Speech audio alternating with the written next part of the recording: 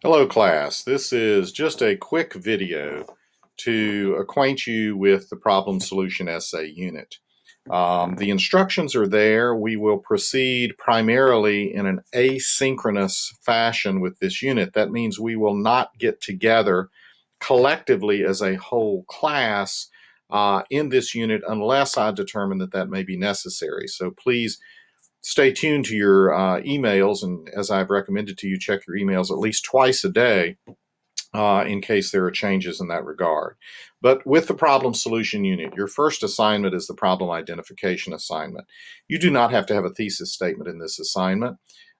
This is basically to ensure, or the purpose of this assignment is to ensure that you have selected a narrow enough and manageable enough topic to handle in a 4 to 5 page critical essay. Topics that are too broad, I will suggest to you in my response to narrow it down. An example of that is as follows.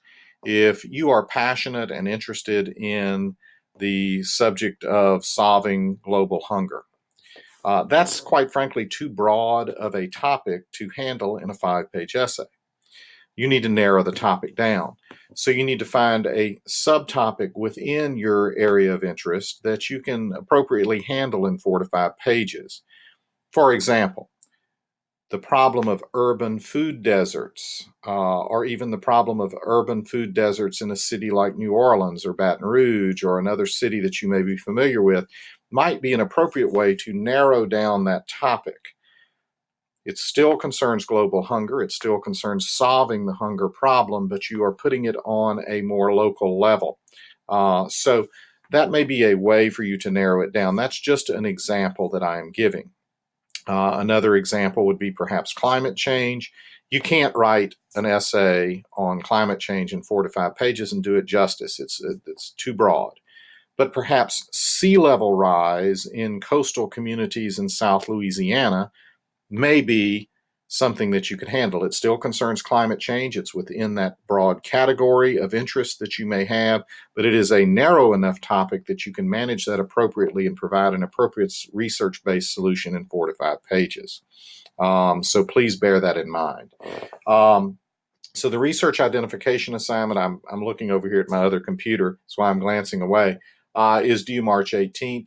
By midnight, by 11:59 p.m., actually on March 18th.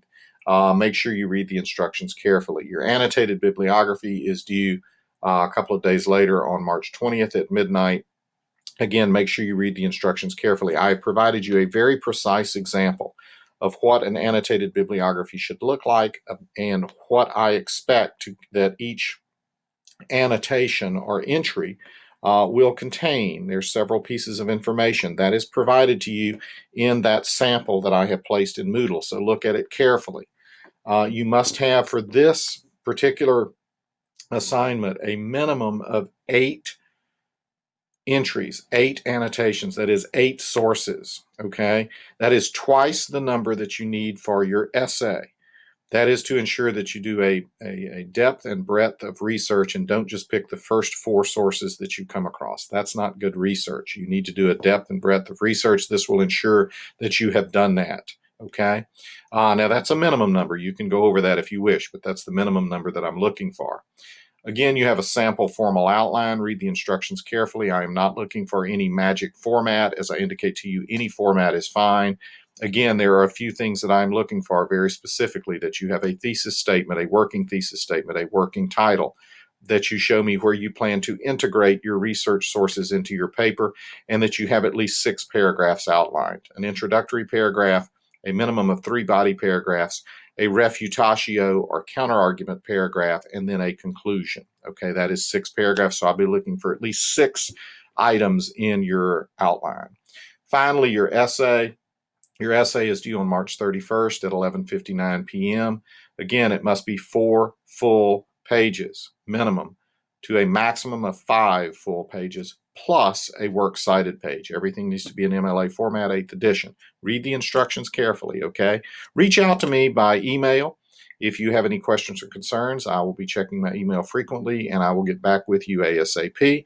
So I look forward to a very good unit. Again, be safe out there.